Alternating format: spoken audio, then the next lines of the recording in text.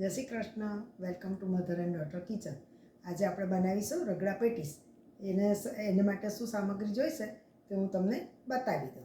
બટાકા, સૂકા વટાણા, લસણ, આદુની પેસ્ટ, ગ્રેવી માટે કાંદો છે, ગોળ, આંબલીની પેસ્ટ, મીઠું, ધાણા જીરું, હળદર, લાલ મરચું. આ મેં સૂકા મરચાંને પલાળીને એને ગ્રાઇન્ડ કરી દીધા હતા, તે એની ચટણી બનાવી છે. કાંદા, ટામેટાં, ગ્રેવી કિંગ મસાલો, ગરમ મસાલો, વઘાર માટે એને વઘાર આવતો નથી છતાં પણ આપણે હિંગ નાખીશું. આ ગાર્નિશિંગ માટે કોથમીર છે, તેલ, અને આ પેટીસની અંદર મિક્સ કરવાને માટે થોડો મેં મેદાનો લોટ લીધો છે ને આ કાંદા છે ને ટામેટાં છે. હવે આપણે આ વટાણાને ઓવરનાઇટ પલાળી રાખીશું.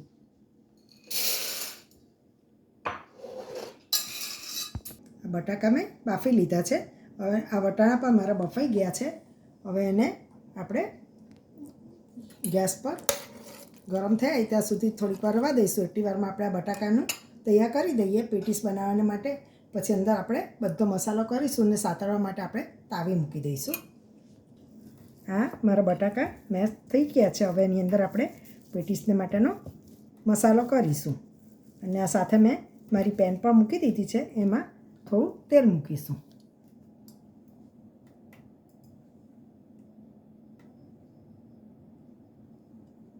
થોડું તેલ ગરમ થાય એટલે અંદર આપણે કાંદાની મેં ક્રશ કર્યા છે તે અંદર નાખી દઈશું.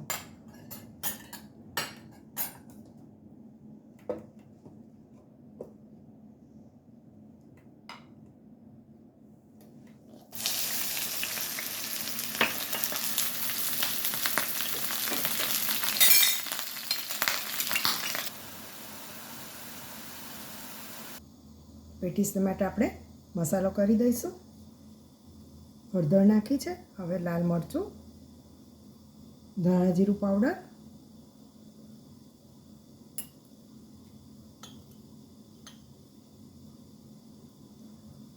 ગરમ મસાલો, સ્વાદ પ્રમાણે મીઠું. હવે એને બધું મિક્સ કરી દઈશું. થોડી કોથમીર નાખીશું અંદર.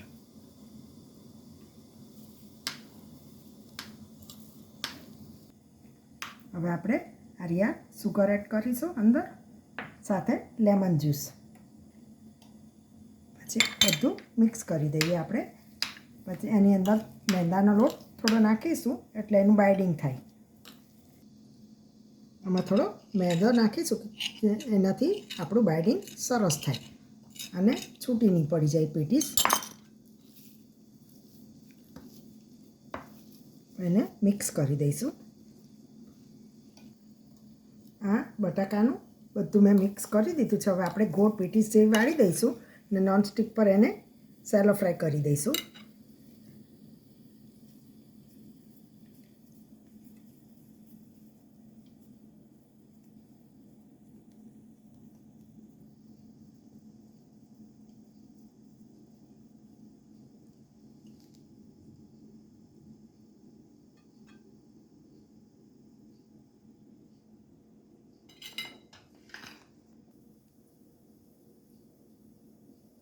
આ રીતે આપણે વાળીને બધી રેડી કરી દઈશું.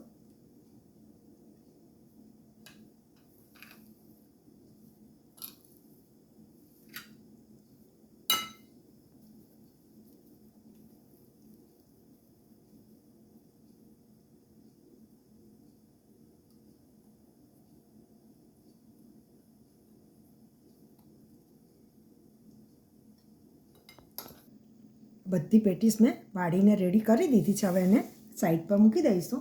આપણો આ કાંદો પણ રેડી થઈ ગયો છે, લાલ થઈ ગયો છે. હવે એની અંદર આપણે ટામેટાં નાખીશું.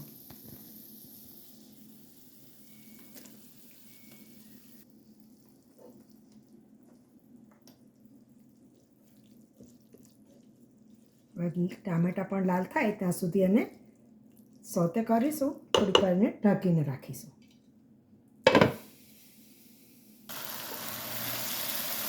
ઓલમોસ્ટ રેડી થઈ ગયું છે. એની અંદર આપણે બધા મસાલા એડ કરી દઈશું. હવે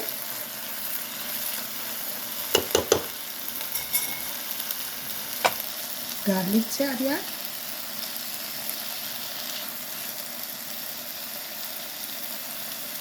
એને પણ થોડું લાલ થવા દઈશું આપણે.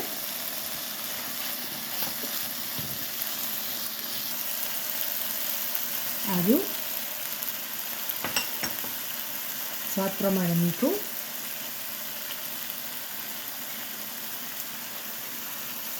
ધાણા જીરું,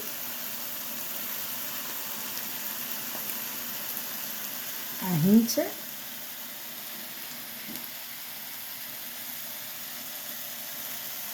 ગરમ મસાલો એ પણ તમારે તમારા ટેસ્ટ મુજબ નાખવો.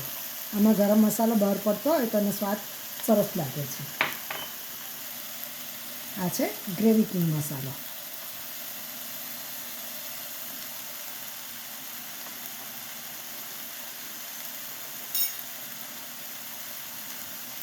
ગોળ,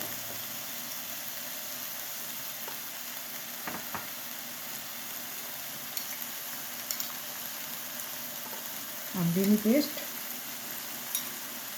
અને બધું મિક્સ કરી દઈશું આપણે. હળદર,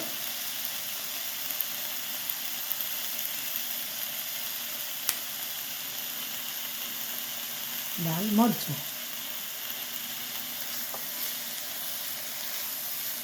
જ્યાં સુધી તેલ છૂટું પડે ત્યાં સુધી એને થવા દઈશું.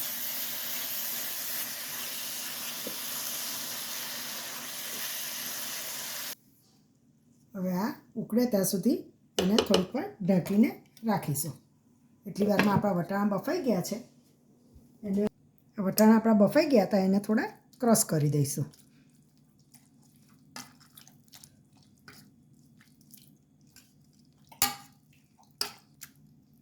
આપણા અચકતરા થઈ ગયા છે. એને પૂરા ગ્રાઇન્ડ કરવામાં નથી આવતા, થોડા આખા જ રાખવામાં આવે છે. એટલે આ આપણું રેડી છે. હવે આ આપણું ગ્રેવી થઈ જાય પછી અંદર મિક્સ કરી દઈશું. હવે આ ગ્રેવી તૈયાર થઈ ગઈ છે. આપણે કુકરમાં મિક્સ કરી દઈશું.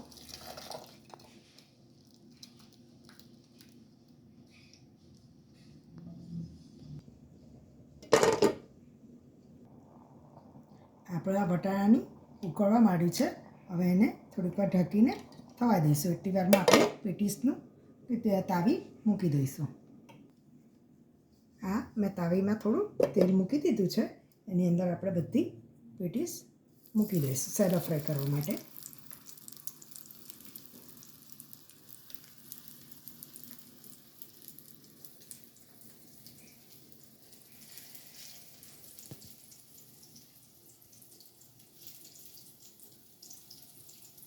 એને થોડી વાર થવા દઈશું, પછી એને પલટાવીશું.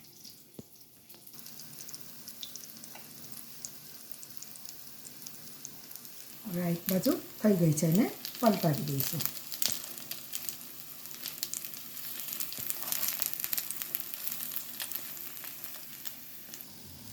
આ મેં એક સાઈડ ઉપર પલટાવી દીધી છે. ઓલમોસ્ટ રેડી થઈ જ ગઈ છે.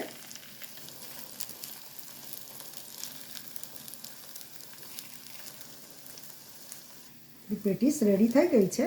હવે એનું પ્લેટિંગ કરીશું.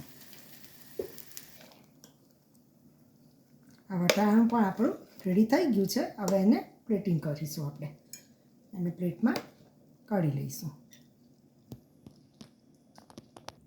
આપણે આ કાંદા,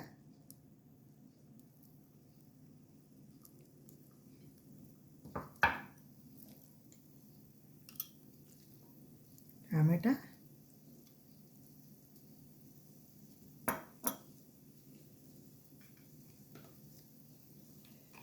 ફૂદનાની ને કોથમીરની મેં ઘર જ ચટણી બનાવી છે.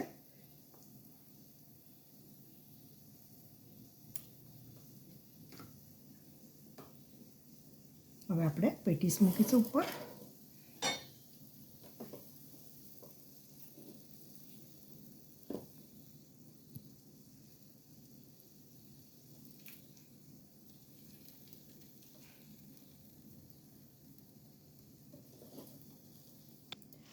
આંબલીની ચટણી છે આ, એ પણ ઘર જ બનાવી છે મેં.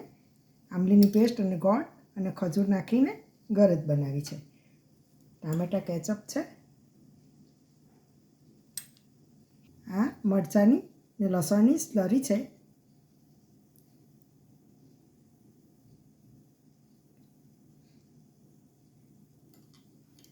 એના પર સેવ નાખીશું.